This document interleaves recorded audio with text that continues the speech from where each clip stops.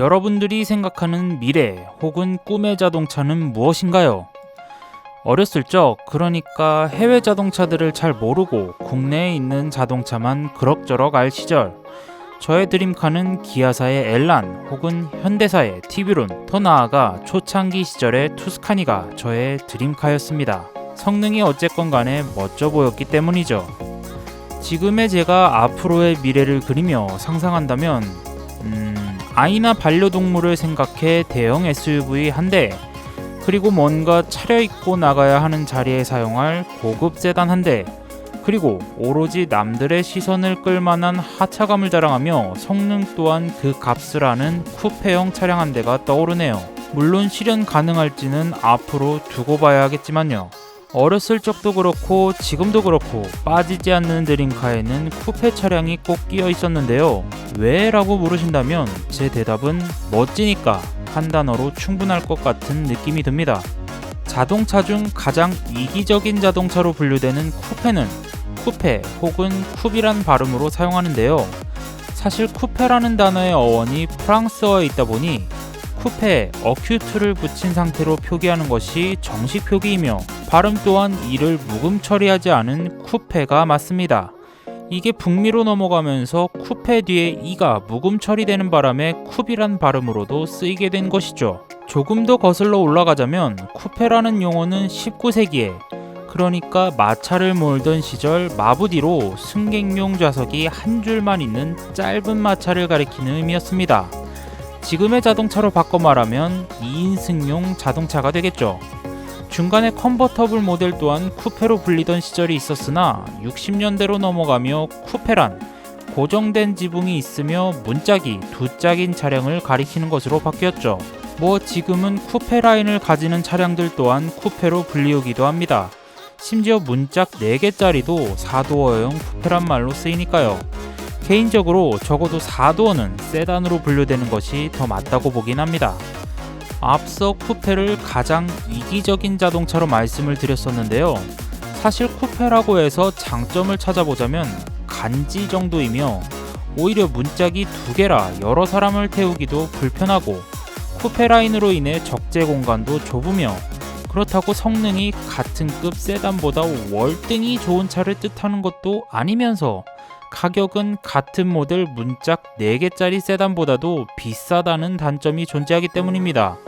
그런데도 쿠페 차량이 잘 팔리는 이유는 역시 많은 단점에도 불구하고 멋이라는 장점이 더 크게 작용하기 때문이 아닐까 싶네요.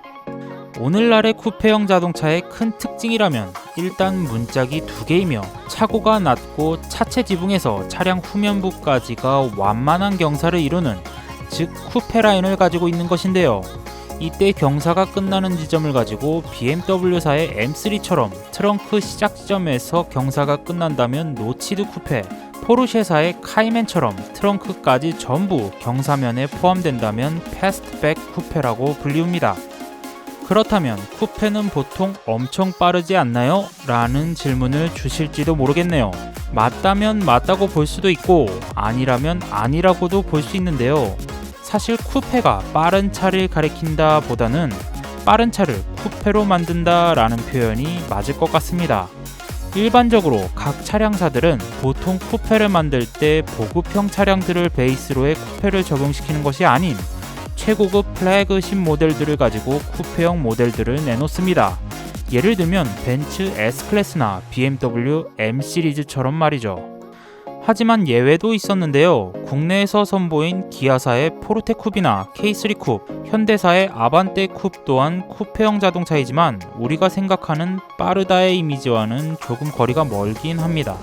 하지만 이들 또한 쿠페임은 틀림없습니다. 문짝 2개, 쿠페 라인과 고정된 지붕이 있기 때문이죠. 다만 이들의 성적을 본다면 특히 현대사의 아반떼 쿱은 거의 2년 만에 단종되었으며 기아사의 K3 쿱 같은 경우도 페라리보다도 더 발견하기 힘든 차이기도 하죠. 아마도 멋이 없기 때문에 실패한 것이 아닐까 하는 개인적인 생각이 있습니다. 그리고 수요자가 적은 것도 한 몫을 했을 것이고요. 대한민국에서 차를 가지는 것은 어려운 것은 아닙니다.